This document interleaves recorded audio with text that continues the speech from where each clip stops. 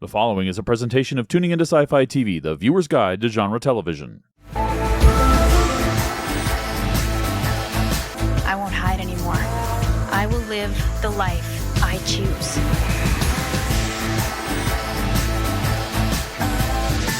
Hello, everyone, and welcome to the Fae Files. I'm Kevin Batchelder. This is our episode number 27, where I will be discussing Sweet Valkyrie High, which is from Season 5, episode number 11. Appreciate everybody checking in on the podcast, hear my thoughts on the Lost Girl episodes as they air here in Season 5. Boy, we're getting close to the end. I've been saying it for several eps, and all of you know it very well. But just a small handful left. But let's talk about this particular episode.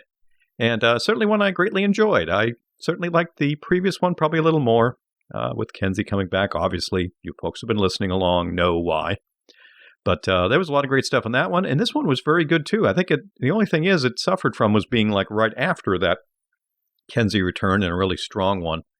But it was a nice self-contained episode for the most part, with Tamsin's backstory and some more information about her. That made it very strong, really. It's great to see more about Tamsin, have her be the lead character for the episode, and also tied nicely into the bigger story with Hades and Freya and everything else. So it worked very good for me in that sense.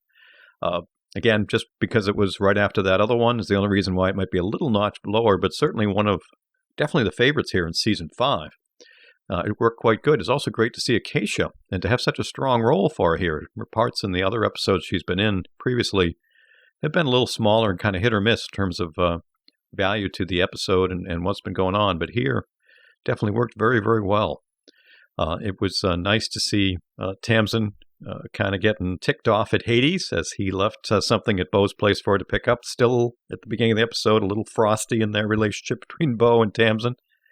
And, Hades basically paying her for doing her what he had her do from way, way back, finding Bo. So I liked how she kind of threw it back in his face, didn't care for it, and motivated her to kind of think of how she could get him to end up back in Valhalla to cover for that debt that she owes in terms of returning someone there. So that was nice. I like that. Kind of led to the good story bit. Stacy coming back, kind of fun having her. She's certainly a memorable character. Right down to the idea of them, trying to find the gates to be able to open it, and they realize they can't find the initial one. But they do recall the one from the school when they were in Valkyrie school. That creates our flashbacks. That was a lot of fun. Come on. We all love stories. We get to see our characters go back to those older days. And for a lot of us, high school was not exactly our favorite time. But it certainly worked out good. Rachel Skarsten looks great doing the whole Pigtails bit to be back in high school. Visually, that worked very well. And the story bits were good, too, of how they're all kind of in line as the Valkyries. But Acacia and her teachings shows them how their power can be used differently. And how Tamsin being, the head of the class, so to speak, is someone who is very powerful as well. And this is beginnings of her discovering what she's able to do. That worked very well. I really do like that. The other storyline we had moving here through, too, is very much the Ebony stuff. And Lauren having to tell her just how sick she really is. And with Bo there as well. Very touching scenes. Had some funny lines to them, but still, as we're getting close to the end, some important stuff here. And that was pretty well done, both from the acting point of view and what it meant to the story, too. So I like that kind of playing out at a couple different points in here. I love how, in the storyline, too, they brought back Freya. And the idea that Acacia was trying to, if you will, oversee her or take care of her or be her guard after what happened when Hades got out. I love seeing them team up, Tamsin and Acacia and Stacy to kind of, use their doubt, the visuals, the special effects part, down to the wings coming off of Tamsin. Great, really visually fit, worked very, very well and done nicely. And the whole bit, as I said, near the end for what they're trying to do, complete with Freya and Stacy going off into Valhalla at the gates and Acacia getting a chance to talk to Tamsin. And Tamsin admitting to her that she loved Bo and Bo broke her heart. I mean, it's good to see her get that out. We know it, but good to see her talk about it. And I love how Acacia was able to tell her that that's what made her stronger, being able to tap into all these emotions. And that she really will be able to lead an army someday. put in your little dun-dun-dun right there that we're probably going to see more of that as we get towards the end of the series. So I thought that was really nicely done, setting up a lot of stuff there. Right down, going near the end of the episode when Tamsin comes in to, try to tell Hades, hey, don't mess with my friends, or else kind of thing. And the bigger story bit, too, that we get after she walks away, being all tough and all, is him being able to use his powers to basically dissolve the glass, or whatever it was in his makeshift cell, to walk out.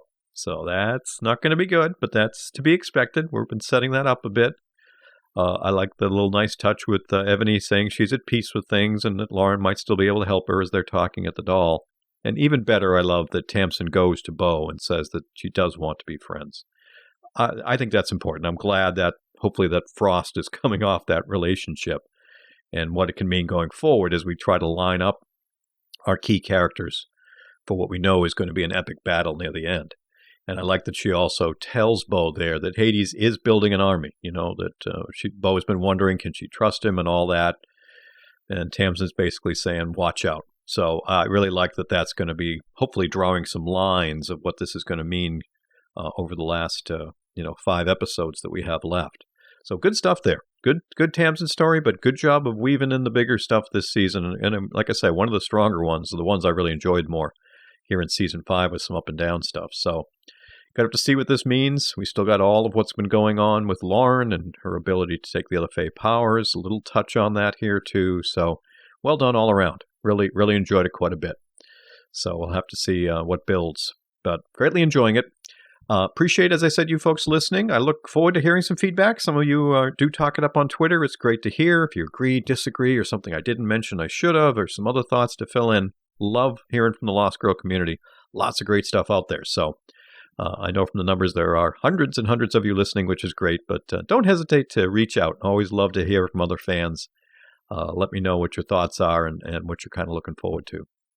So again, appreciate your time, folks, and look forward to be bang back within the week as we get up to the next episode here. Hope everybody takes care. We offer several different ways for you to get in touch with us here at the Fae Files. You can come by our website at thefayfiles.com, which lists all of our blog posts. You can also send us an email directly at feedback@tuningintoscifitv.com. You can leave us a voicemail at 206-202-4182.